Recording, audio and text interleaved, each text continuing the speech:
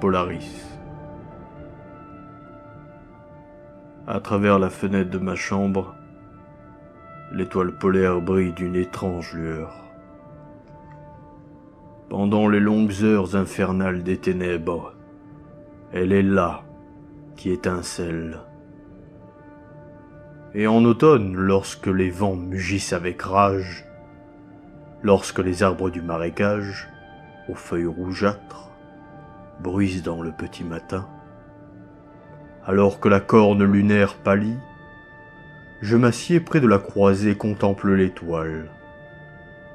Tombant de la voûte céleste, l'éclat de la scintillante Cassiopée vacille au fil des minutes, tandis que Charles Wayne, le bûcheron, commence à travailler au milieu de la brume détrempée du marais.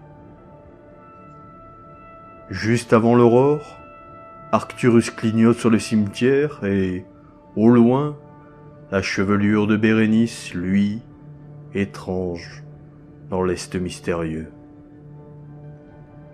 La polaire, elle, darde ses rayons cendrés et froids sur la terre, clignant hideusement comme un œil fou qui essaie de transmettre un message, mais qui a tout oublié, excepté qu'il avait un message à remettre. Quelquefois, quand le ciel est nuageux, je réussis à dormir. Je me rappelle la nuit de la grande aurore, lorsque les reflets de cette lumière démoniaque jouaient sur la fondrière. Un passage de lourds nuages en masqua les rayons, et je m'endormis. Ce fut dans le dernier halo d'un croissant de lune que j'aperçus pour la première fois la cité. Elle reposait, sereine et engourdie, sur un curieux plateau situé au creux d'un vallon, lui-même entouré de pics insolites. Ses murs, ses tours, ses colonnes, ses dômes et ses trottoirs étaient en marbre blafard. Dans les rues de marbre, des piliers de marbre portaient sur leur partie supérieure les têtes sculptées d'hommes barbus au visage austère. L'air était léger, immobile et chaud. À peine à 10 degrés au-dessus du zénith, luisait l'étoile polaire. Longtemps j'observai la ville, mais le jour ne se leva point. Après que la rougeoyante Adalbaran, qui chatoyait bas dans le ciel, eut accompli un quart de sa route autour de l'horizon, je vis de la lumière et de l'animation dans les maisons et dans les rues. Des silhouettes bizarrement drapées, empreintes d'une grande noblesse, mais qui me parurent immédiatement familières, circulaient sous la pâle lumière de la lune déclinante. Elle s'exprimait avec sagacité dans un idiome que je comprenais, bien qu'il ne ressemblât à aucune des langues que je connaissais. Et quand la rouge Adalbaran eut accompli plus de la moitié de sa route, l'obscurité et le silence retombèrent. Lorsque je m'éveillai, je n'étais plus le même. Ma mémoire avait conservé la vision de la cité, et mon âme s'en était fait un souvenir vague dont la nature m'était incertaine. Par la suite, quand les nuits brumeuses me laissaient dormir, je revis souvent la cité.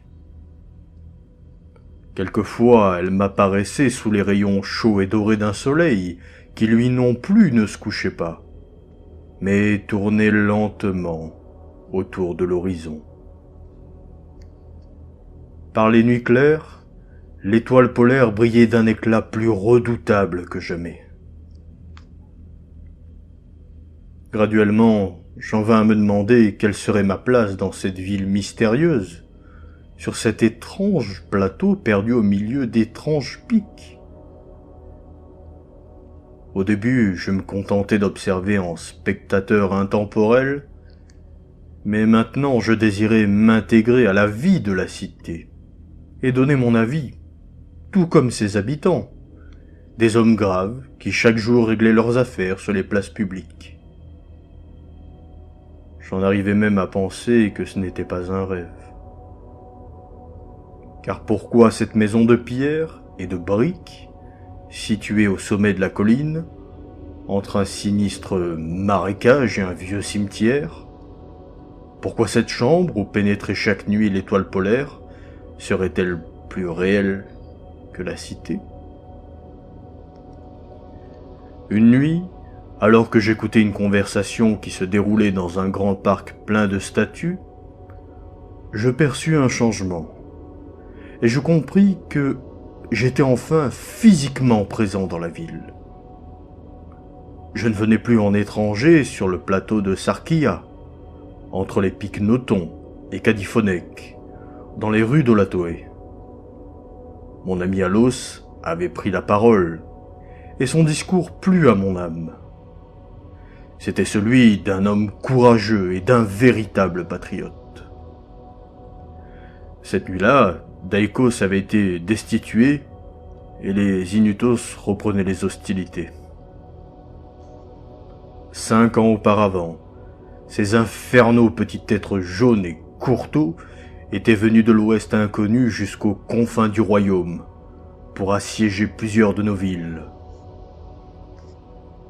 Ils étaient au pied de la montagne, occupant déjà les places fortifiées qui défendaient l'accès du plateau. À moins que chacun d'entre nous n'opposât aux envahisseurs la résistance de 10 hommes, nous étions perdus. Ces êtres trapus étaient passés maîtres dans l'art de la guerre. Ils n'avaient pas les mêmes scrupules que nos grands hommes aux yeux gris de Lomar à l'égard des conquêtes brutales. Alos, mon ami, commandait toutes les forces du plateau, et c'est sur lui que reposait le dernier espoir de notre pays.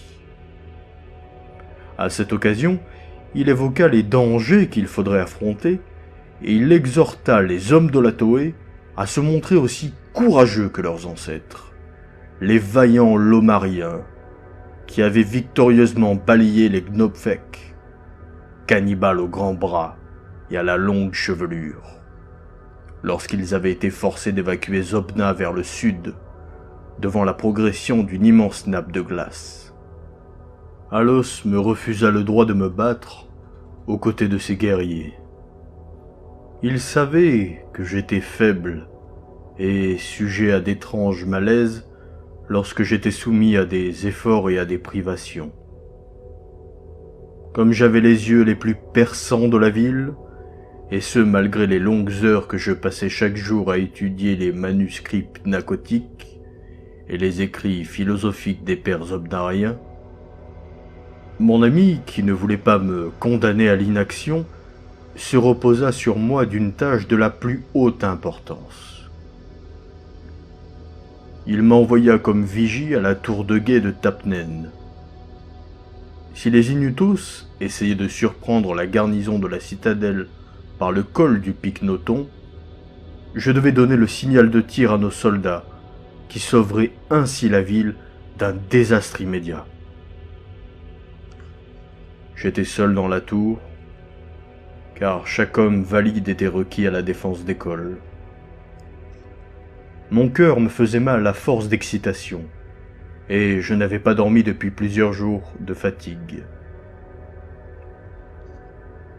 J'aimais Lomar, le pays qui m'avait vu naître, et Olatoé, la cité de marbre, entre les pics Noton et Kadifonek. J'étais fermement décidé à assumer toutes mes responsabilités.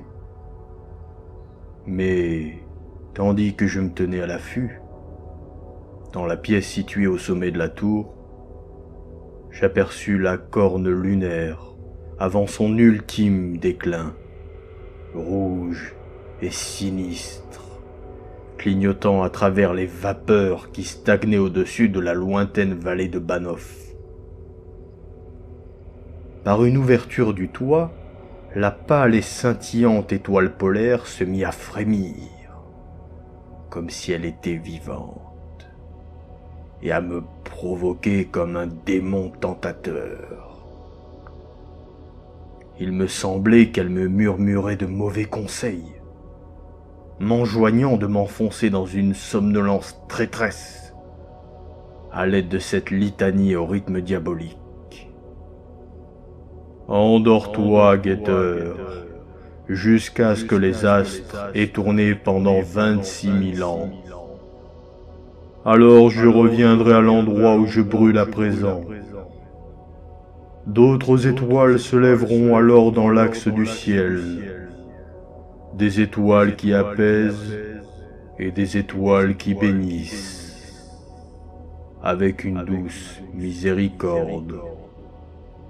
C'est seulement lorsque j'aurai terminé mon périple que le passé viendra frapper à la porte.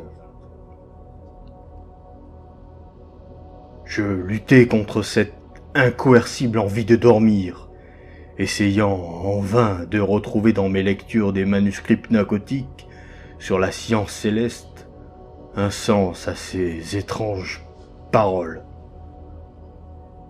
Ma tête lourde et oscillante tomba sur ma poitrine, et quand j'ouvris à nouveau les yeux, j'étais dans un rêve. Par-dessus les arbres horribles et oscillants d'un marécage de cauchemars, l'étoile polaire, à travers la fenêtre, me fixait avec un effrayant rictus. Et ce rêve est sans fin.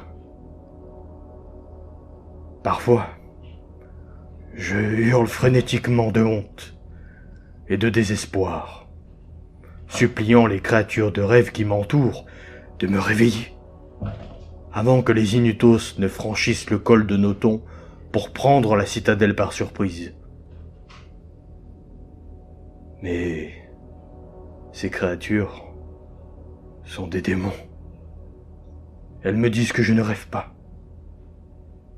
Elles se moquent de moi. Elles me tournent en dérision pendant mon sommeil, tandis que l'ennemi jaunâtre et trapu s'infiltre silencieusement dans nos lignes. J'ai failli à mon devoir, et j'ai livré la cité de marbre d'Olatoé. J'ai trahi Alos, mon ami, mon chef. Et ces ombres continuent à se gausser de moi.